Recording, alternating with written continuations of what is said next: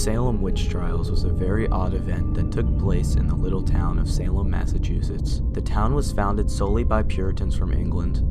The residents of Salem were usually very poor and always on high alert due to the massive Native American populations that could be found in the surrounding woods of the town. But this was not the only thing that they were afraid of. They also believed that Satan himself would lurk around the woods and prey on the citizens.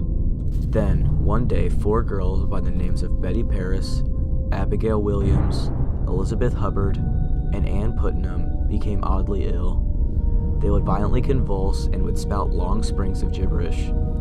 When the doctor came to see what was wrong with the girls, he swiftly diagnosed them all with bewitchment, due to them having birthmarks on their skin. Sarah Good, Sarah Osborne, and Tituba were the first 3 accused. This information swept the town, causing mass hysteria, and resulted in the commencement of the Salem witch trials.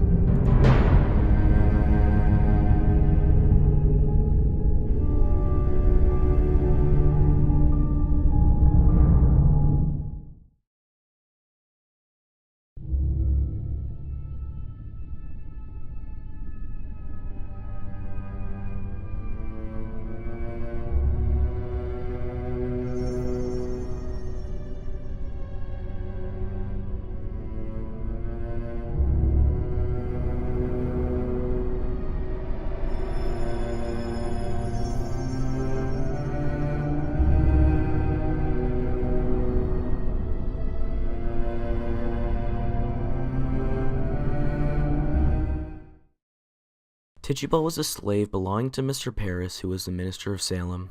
She was very superstitious, and many claimed that she was a witch before the trials had ever begun. One of the main examples was when 2 or 4 young girls were called in by her.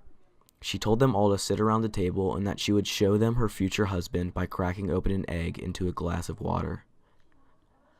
The girls, being raised Puritan, knew that this was not okay, and that the townsfolk would be outraged if they heard this story.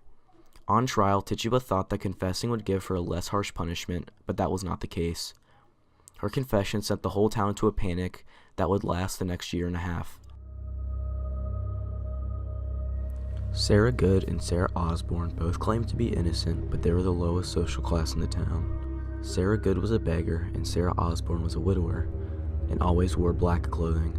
Since this was a Puritan town, this meant that she was definitely a witch. They were both hanged later in 1692. No one was excluded from the trials, however. Even some men were tried, which would have been very odd for the time, since men were of the highest social class.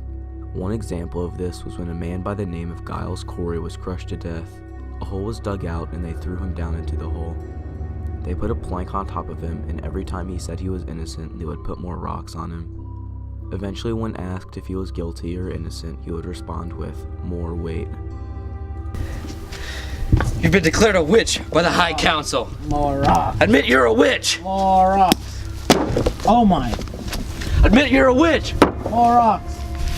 Admit you're a witch. More rocks. His grave reads, Giles Corey, pressed to death, September 19th, 1692.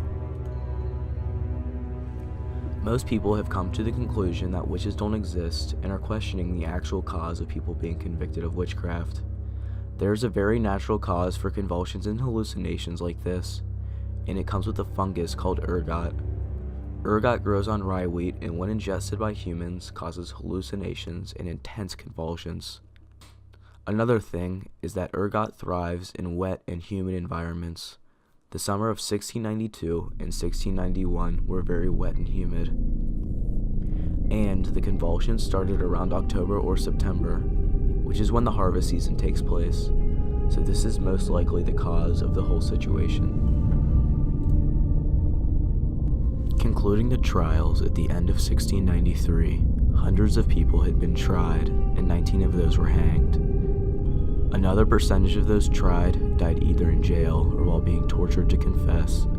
And the eerie part of all of this is that people in Salem, Massachusetts were executed due to the fungus that grows on rye.